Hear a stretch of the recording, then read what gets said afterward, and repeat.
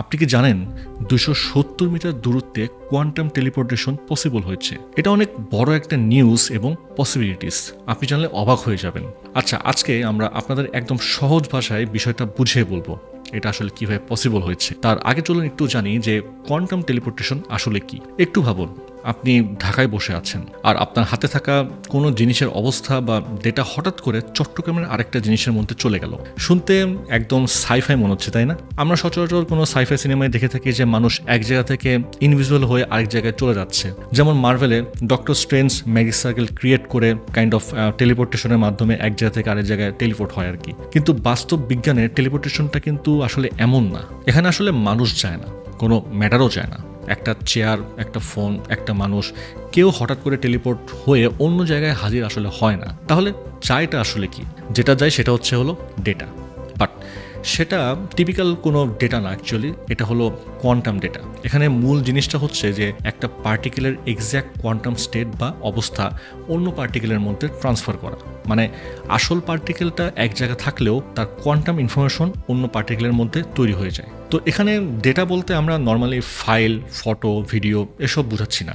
এটা হলো পার্টিকেলের ভেতরের কোয়ান্টাম কন্ডিশন, যেমন তার পোলারাইজেশন, স্পিন বা কোয়ান্টাম স্টেট। তো যাই হোক, সম্প্রতি সায়েন্টিস্টরা এমন এক অগ্রগতি দেখিয়েছেন যেখানে একটা ফোটনের কোয়ান্টাম অবস্থা বা কোয়ান্টাম স্টেট প্রায় 270 মিটার দূরে পাঠানো পসিবল হয়েছে। এই পরীক্ষায় ফোটনের স্টেট দুইটা আলাদা কোয়ান্টাম ডটের মধ্যে 270 মিটার ওপেন এয়ার লিঙ্ক দিয়ে ট্রান্সফার করা হয়েছে, যা ফিউচারে কোয়ান্টাম নেটওয়ার্কের জন্য অনেক ইম্পর্টেন্ট স্টেট হিসেবে দেখা হচ্ছে। আচ্ছা, ধরুন আপনার আর আপনার বন্ধুর কাছে দুইটা কয়েন আছে। আপনি আছেন ঢাকায় আর সে আছে চট্টগ্রামে। তো আপনি আপনার কয়েন ঘোরালেন আর দুজনেরই শাপলা আসলো। এখন আপনি যতবার ঘোরাচ্ছেন আপনার দুজনেরই সেম রেজাল্টই আসছে। তো বাস্তবে কিন্তু কোয়ান্টাম জগতে কণাগুলোর মধ্যে এমনই এক ধরনের রিলেশন ক্রিয়েট করা যায়। আর এই রিলেশনটা ব্যবহার করেই সায়েন্টিস্টরা একটা ফোটনের স্টেট বা ডেটা আরেকটি ফোটনের মধ্যে ট্রান্সফার করেছে। তো যেমনটা বললাম যে এই পরীক্ষায় প্রায় 270 মিটার দূরে থাকা আলাদা কোয়ান্টাম ডিভাইসের মধ্যে ফোটনের কোয়ান্টাম ইনফরমেশন পাঠানো হয়েছে। 270 মিটার, এটা কিন্তু শুনতে অনেক কম মনে হতে পারে, কিন্তু কোয়ান্টাম ইনফরমেশন আসলে আমরা যেগুলো ইউজ করি এমন নর্মাল ডেটার মতো না। নর্মাল ডেটা কপি করা যায়, অ্যাম্প্লিফাই করা যায়, রাউটার দিয়ে পাঠানো যায়, কিন্তু কোয়ান্টাম ইনফরমেশন এতই সেন্সিটিভ যে কেউ আর কি দেখার চেষ্টা করলেও সেটা আসলে চেঞ্জ হয়ে যেতে পারে। এই কারণে বলা হচ্ছে যে 270 মিটার দূরে কোয়ান্টাম ইনফরমেশন পাঠানো সায়েন্টিস্টের জন্য একটা বড় অ্যাচিভমেন্ট। তো এখন একটা কোয়েশ্চেন আসতে পারে যে এতে লাভ কি? আসলে এই টেকনোলজি ফিউচারে কোয়ান্টাম ইন্টারনেট তৈরির বেস হতে পারে। আমরা এখন যে ইন্টারনেট ব্যবহার করি সেখানে ইনফরমেশন এনক্রিপশন দিয়ে প্রোটেক্ট করা হয়, কিন্তু ফিউচারে এই পাওয়ারফুল কোয়ান্টাম কম্পিউটার এলে কিছু এক্সিস্টিং এনক্রিপশন উইক হয়ে যেতে পারে। তাই সায়েন্টিস্টরা এমন কমিউনিকেশন সিস্টেম নিয়ে কাজ করছেন যেখানে আপনার ইনফরমেশন চুরি করা বা মাঝপথে সিক্রেটলি দেখা অনেক টাফ হয়ে যাবে। তো কোয়ান্টাম ইনফরমেশন এর একটা বড় বৈশিষ্ট্য হলো যে কেউ যদি মাঝপথে কোয়ান্টাম স্টেট মেজার করতে চায়, স্টেট ডিস্টার্ব হয়ে যায়। মানে কেউ যদি ইনফরমেশন চুরি করতে চায় তাহলে তার ইনফরমেশনটা ওখানে থেকে যেতে পারে। এখান থেকেই আসে কোয়ান্টাম সিকিউর কমিউনিকেশনের ধারণা। এই 270 মিটার এক্সপেরিমেন্ট দেখাচ্ছে যে কোয়ান্টাম ইনফরমেশন ইন্ডিপেন্ডেন্ট ডিভাইসের মধ্যে ট্রাভেল করতে পারে।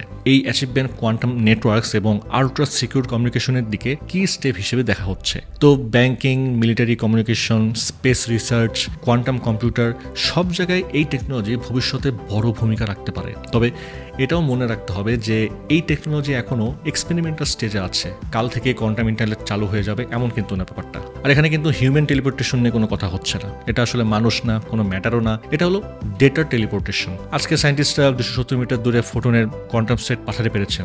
আগামীতে হয়তো বা এই দূরত্ব আরও বাড়বে আর আস্তে আস্তে তৈরি হতে পারে ভবিষ্যতের ultra secure quantum communication system. আচ্ছা, লাস্টে একটু সহজ করার জন্য জাস্ট কোয়ান্টাম ইন্টারনেট নিয়ে একটু কথা বলে যায়। তো কোয়ান্টাম ইন্টারনেট আসলে কি? আজকের ইন্টারনেট চলে হলো বিট দিয়ে। বিট মানে 0 অথবা 1।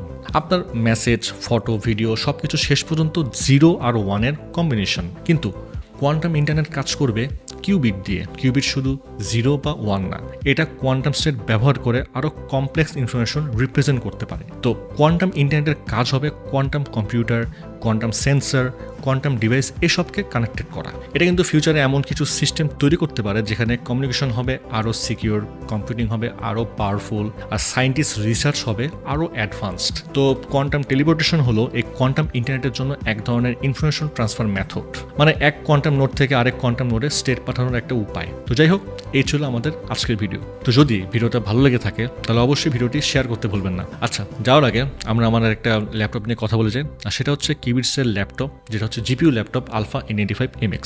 এটার display full HD IPS panel, 16:9 aspect ratio, media consumption আর প্রোডাক্টিভিটির জন্য স্মার্ট একটা চয়েস। এতে আছে ইন্টেল 12 জেন প্রসেসর এবং এনভিডিয়া ডেডিকেটেড জিপিইউ। আর এই ল্যাপটপ সম্পর্কে আরও ডিটেলস জানতে ভিজিট করে আসতে পারেন kiwis.com। সো দেখা হবে পরে কোনো ভিডিওতে, সে পর্যন্ত ভালো থাকুন, সুস্থ থাকুন।